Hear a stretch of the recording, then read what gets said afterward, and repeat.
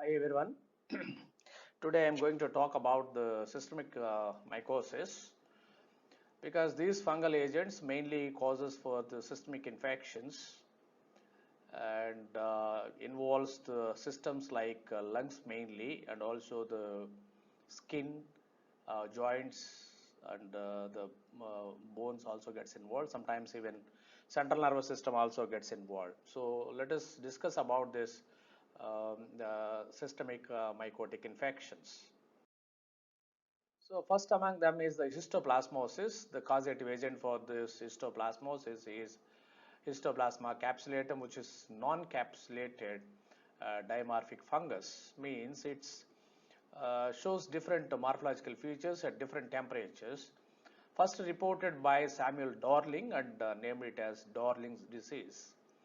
There are three variants of this histoplasma capsulatum are there. One is histoplasma capsulatum variant capsulatum, which is responsible for the classical disease, and another variant is Dobbiaceae, which causes for African histoplasmosis, and the another variant is Falciminosum, which causes for epizootic infections.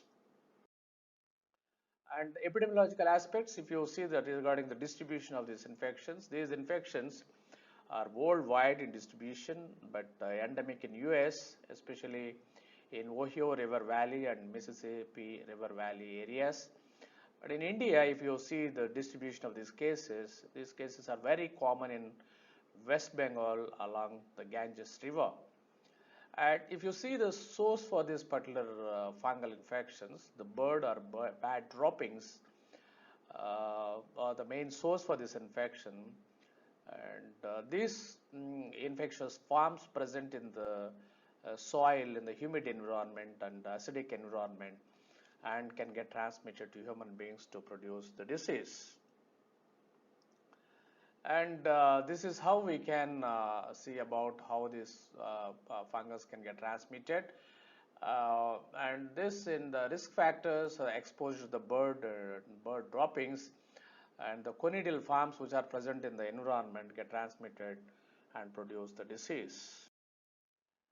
And as I mentioned already, by inhalation of the spores of this fungus, enter into the lungs and they survive in the alveolar macrophages, and they can multiply intracellularly, and they initiate the strong what we call cell mediated immunity in 2 weeks. And let me take the pen and to show it.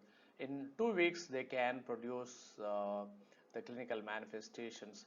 They mainly produce the granulomatous lesions which may get fibrosed and later they may get calcified.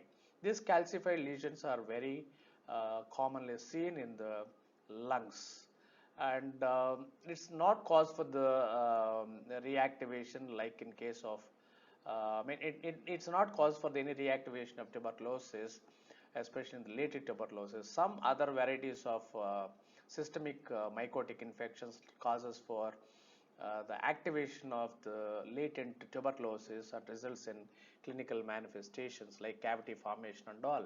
But this histoplasmosis is not responsible for reactivation of the latent tuberculosis. This is a very important point when compared to other systemic mycotic infections like Coccidioides immitis.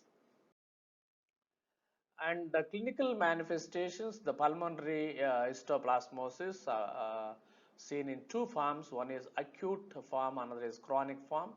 In acute form, you can see the mild flu-like illness with fever, cough and dyspnea and along the body pains. But in later stage, you can see the chronic stage, you can see multiple calcifications in the lung fields.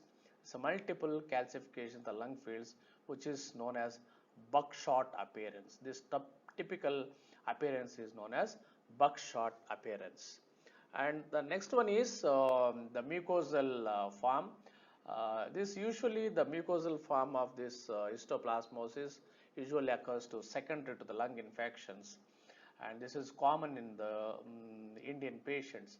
So here you can see the big petechial or ulcerative lesions or here also you can see the ulcerative lesion with the scab formation. And this kind of lesions are very commonly seen in this particular individuals in Indian context.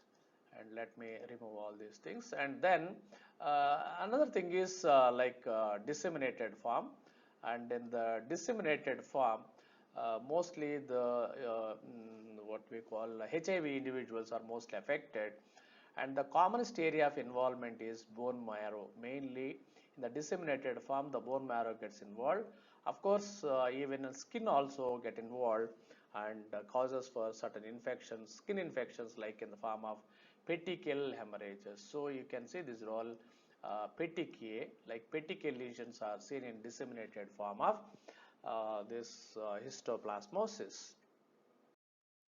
And the next one is lab diagnosis. The specimens to be collected are, that's always depending on the type of lesion, and the bone marrow or sputum or lymph node aspirations, skin biopsies to be collected from the patients.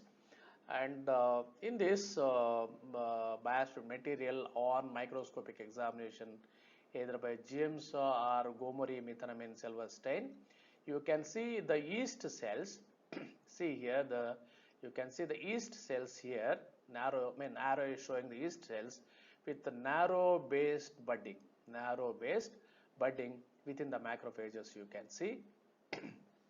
And also if you see in the culture on SDA medium, and let me remove all this, and this on SDA you can see the colonies like buff brown colonies. This is the color of buff brown colonies with and if you see the growth on LPCB mount, that's lactophenol cotton blue mount, you can see the tuberculate macroconidia with finger-like projections.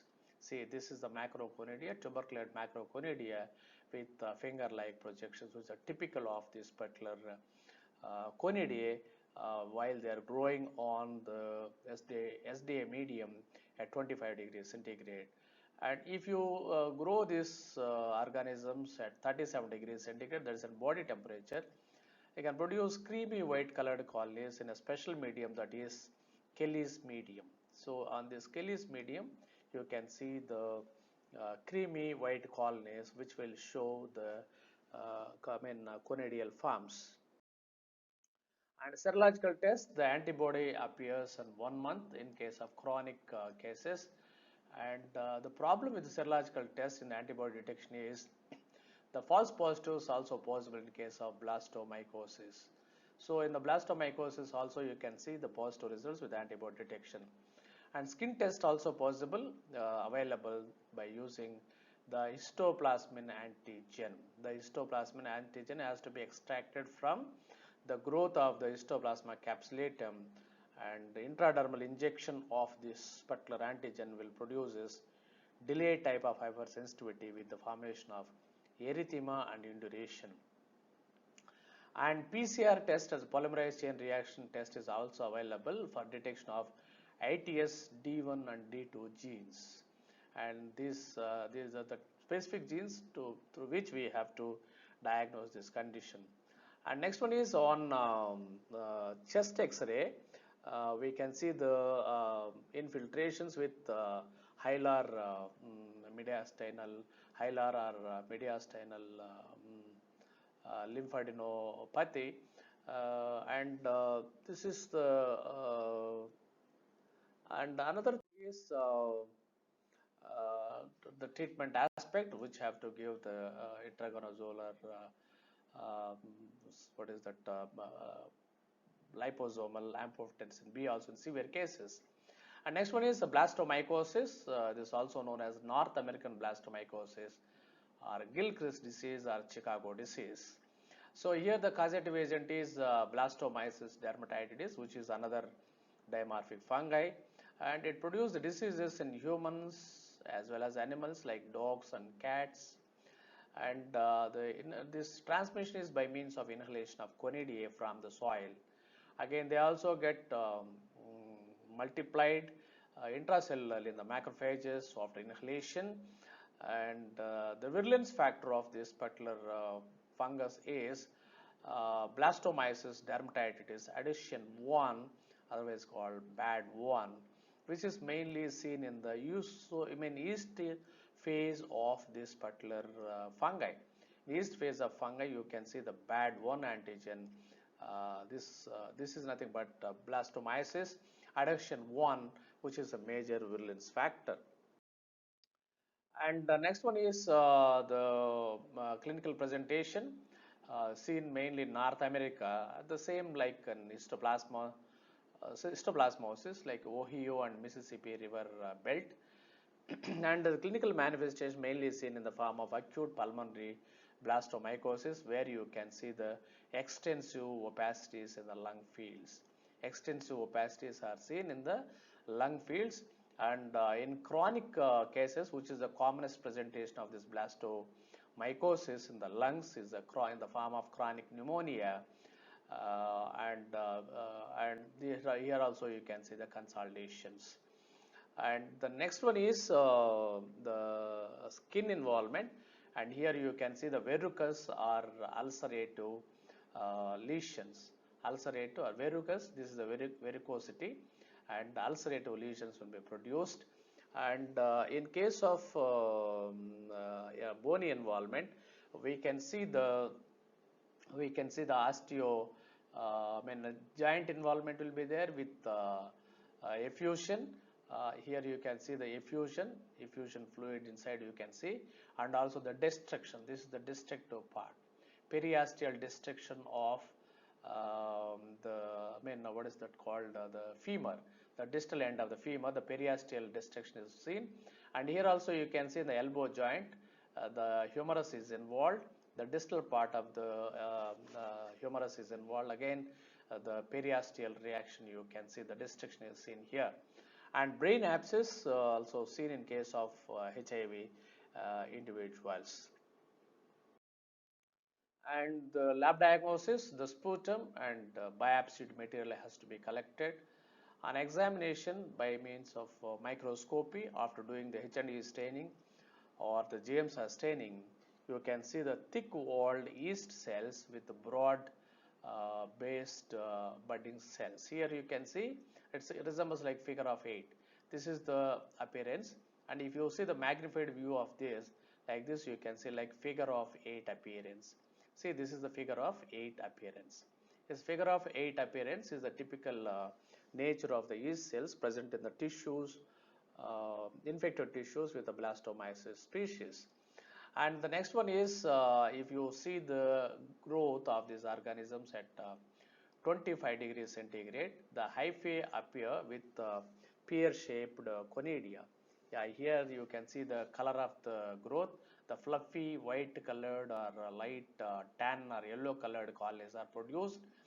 And here you can see the if you see this growth on the LPCB mount or lactophenol cotton blue mount, you can see the pear-shaped. See here the typical pear-shaped conidia.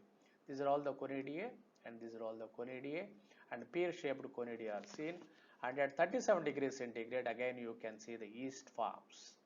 An antibody detection is possible by detecting the blastomyces dermatitis adhesion 1 antigen. That means antibodies against that particular BAD1 antigen. Because the BAD1 antigen is important virulence factor, and this one is responsible for the production of concerned antibodies. And by means of real-time PCR, we can detect the genome of this particular fungi. And treatment, here again the liposomal amphotericin B treatment is preferable to treat this particular cases. And next one is coccidioidomycosis, also known as desert rheumatism or San Joaquin fever or California fever. So these are the other names or the synonyms for the coccidioidomycosis caused by Coccidioides immitis. This is the commonest agent, and one more agent also there, Padosai or something. And endemic in US, especially in Arizona, California, and Texas states. And in the dimorphous fungi, but no yeast form is seen at 37 degrees centigrade. At 37 degrees centigrade also you can't see the yeast form of this particular one. And the infective forms are the arthroconadia. Arthroconadia means the mycelial forms of this fungi divided into a kind of conadiae, rectangular conadiae, and this conadiae are inhaled by the individual and enters into the lungs, and they grow into the form of spherules into the lung tissue. In the involved lung tissue, they grow in the form of spherules. In the subsequent slides, I will show the morphology of spherules, which ranges from 200 microns and above, which consists of endospores. And by rupture of these spherules, the endospores get released and can infect the new cells or other cells. And this is the life cycle, how it will be continued. What we call the endospores, which are present in the soil, will infect the mammals or small mammals, and inside the tissues of the mammals, you can see the spherules. This is the spherule. This entire thing is the spherule of the infected cells. And this, once the animal died, this here the animal, once the animal is died, this again the kind of arthroconadia gets released, hyphae which grow in the dead host are released, and again the life cycle will be continued.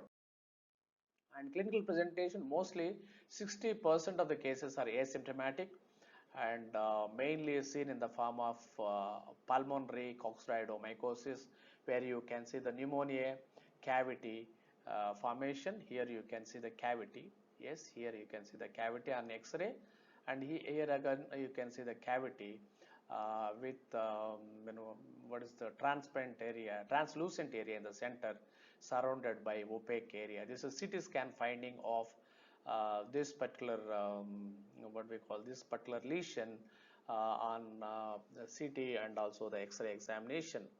And skin rashes also seen. Here you can see like erythema nodosum, like big rashes are seen, and joints also gets involved and joint pains are seen.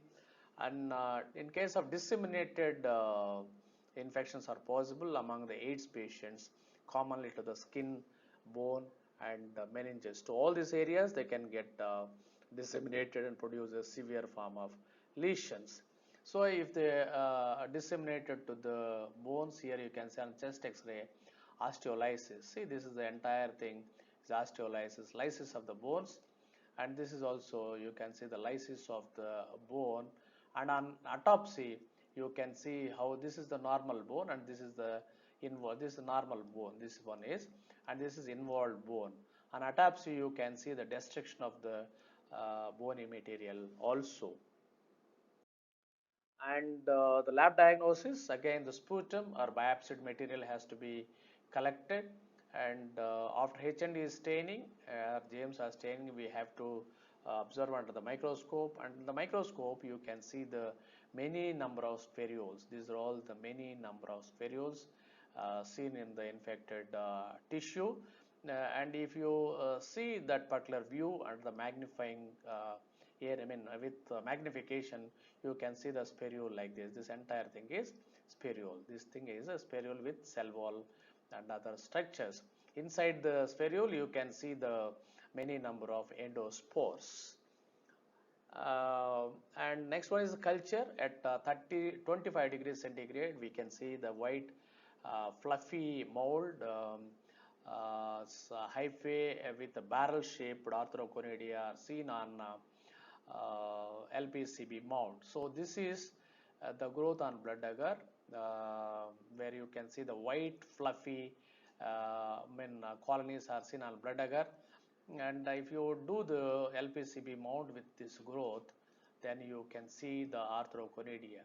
So these are all arthroconadia. These are all individual That means that mycelial form after maturation breaks down into the rectangular conidae, which are infectious to the individuals. They are called arthroconidae. And next one is antibody detection. By means of immunodiffusion test, we can detect the antibodies. Of course, complement fixation tests also can be done, but nowadays we are not doing the detecting this particular infection by means of complement fixation test because of because of so many problems involved in performing that particular test. And the treatment, the liposomal amphotericin B in case of severe pulmonary form. If it is not severe form, then we can go for itraconazole oral treatment. So this is how we can treat this particular individuals. And the next one is the paracoccidioidomycosis, otherwise called South American blastomycosis. The causative agent is Paracoccidioides brasiliensis, which is also a dimorphous fungi, and is infected by means of inhalation of the spores. And endemic in Brazil. It's very common in South American countries, especially in the Brazil. This is very commonly seen. That's why it's known as South American blastomycosis. And the next one is the acute form seen in young adults. This is also known as juvenile form of paracoccidioidomycosis. It's a rare, but once it occurs, it's a very severe form, and disseminated infection involves the many viscera of the body.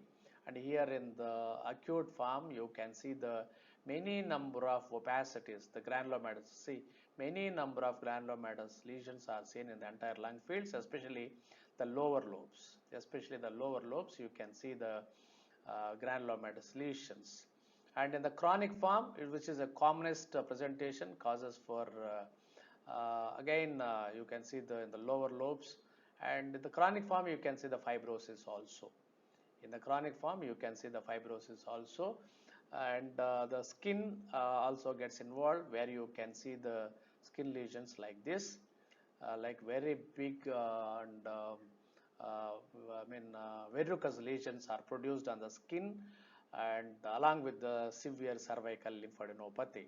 So it can involve the lungs mainly, but also involves the skin, oral mucosa, along with the involvement of cervical lymph nodes.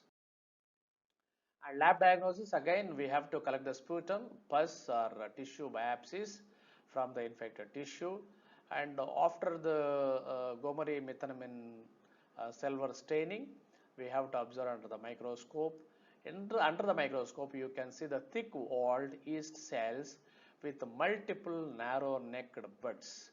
Here you can see the multiple narrow-necked buds are seen with the thick-walled yeast cells. This resembles like Mickey Mouse or pilot wheel appearance. So these are all known as, because of that particular appearance, it's called Mickey Mouse or pilot wheel appearance appearing yeast cells. And cultivation, which takes a longer period, that's 20 to 30 days time will be taken to do this one, to see the growth. And at 25 degrees centigrade we can see the colony morphology. But remember, different colonies are produced with different morphologies, and there is no, that's why there is no specific type of colonies are produced by the cultivation of this Paracoccidioides brasiliensis. But if you grow them on 37 degrees centigrade on BH agar, you can see the typical yeast forms. The same type of yeast forms are seen on the growth. The antibodies are detectable against GP43 antigen, which is a specific antigen present in this particular bacterium, the fungi. I think this is about the systemic mycotic infections. Among these infections, the Coccidioides immitis is a very important organism to remember. Why? Because this is responsible for occupational disease. The laboratory workers usually get infected with this arthroconidia while they are handling the culture in the laboratory. So it always causes for infections among the people who are working in the laboratory. So finally, the histoplasmosis is responsible for the calcified or cavitated lesions, which resembles the pulmonary tuberculosis. And all these histoplasmosis or blastomycosis or coccidioidomycosis or the paracoccidioides brasiliensis all can involve the lung, and disseminated infections may involve the bones, eyes, skin, and meninges and causes for destructive lesions. This is about the systemic mycosis, and happy learning.